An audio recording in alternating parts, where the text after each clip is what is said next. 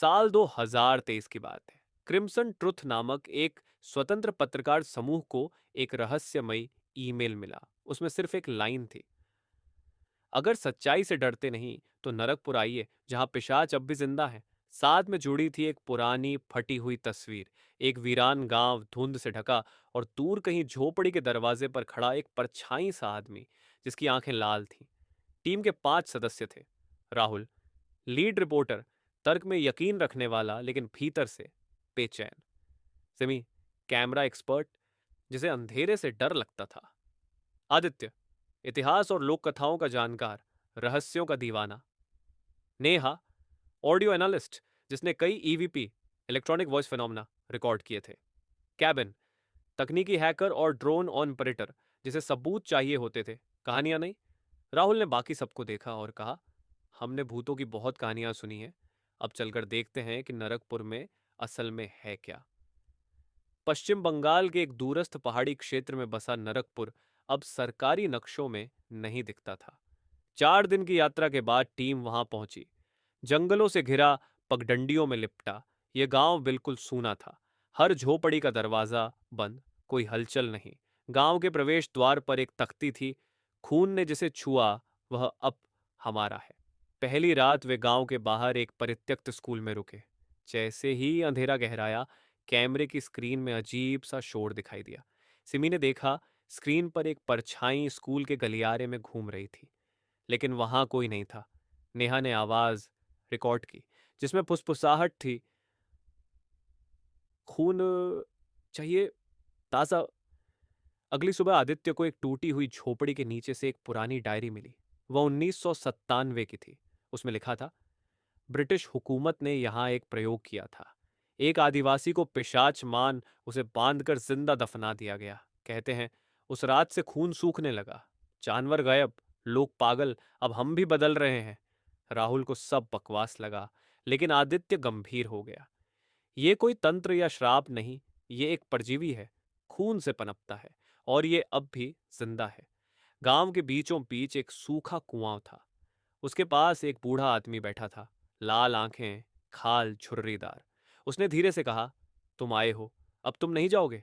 उसने बताया कि हर साल एक पूर्णिमा की रात पिशाच बाहर निकलता है, एक नया शरीर लेने, और अब वह समय आ रहा था। कैबिन ने ड्रोन उड़ाया।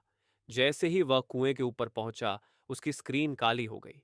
अगले ही पल एक लाल चेहरा स्क्रीन पर आया और ड्रोन क्रैश हो गया। रात को सिमी लापता हो गई। सुबह उसकी चीखें सुनाई दी। वह कुएं के पास बैठी थी, कपड़े खून से सने। नेहा ने उसकी रिकॉर्डिंग सुनी। उसकी आवाज अब उसकी नहीं थी, उसमें एक पुरुष की गूंज थी। ताजा खून, अब मुझे चाहिए, तुम सब मेरे हो। आदित्य ने कहा, यह सिर्फ पिशाच नहीं, ये शरीर में घुसकर आत्मा बदल देता है। टीम अब घबराई हुई थी। सिमी के साथ जो हुआ वह किसी डरावनी कहानी से कम नहीं था। राहुल ने तय किया कि अब बस, ये सब बहुत हो गया, उन्हें गांव छोड़ देना चाहिए। मगर कैबिन और आदित्य तैयार नहीं हुए। आदित्य बोला, अगर हम अब भागे तो जो राज सामने आने वाला है वह फिर कभी उजागर नहीं होगा। कैबिन ने सिर हिलाया। ड्रोन का फुटेज भी क्रैश से पहले सेव हुआ है, उसमें कुछ था, कुछ असली। रात के वक्त नेहा ने एक ईवीपी रिकॉर्डिंग की। हेडफोन में सुनते हुए उसका चेहरा पीला पड़ गया। उसने बाकी सबको बुलाया और रिकॉर्डिंग सुनाई।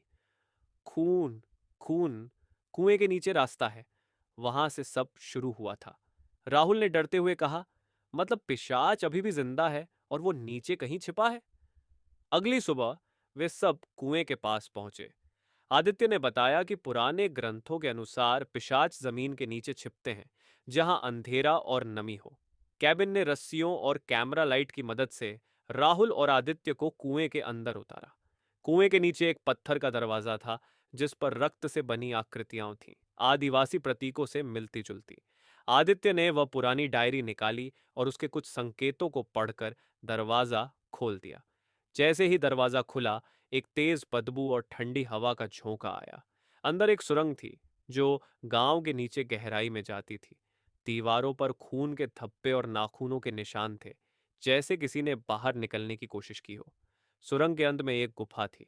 वहां एक चबूतरा था, जिस पर एक शव जैसी चीज पड़ी थी, काली चमड़ी, लाल आंखें, मगर वह सांस ले रही थी। नेहा की आवाज कांपती हुई गूंजी, ये पिशाच है, ये नींद में है। अचानक लाइटें झपकने लगीं और वह पिशाच जाग उठा। उसकी आंखें चमकीं और उसने घुर्राते हुए कहा, तुमने मुझे फिर जगा दिया, अब सबका रक्त चाहिए। उसने एक झटके में राहुल को पीछे फेंक दिया और आदित्य की गर्दन पकड़ ली।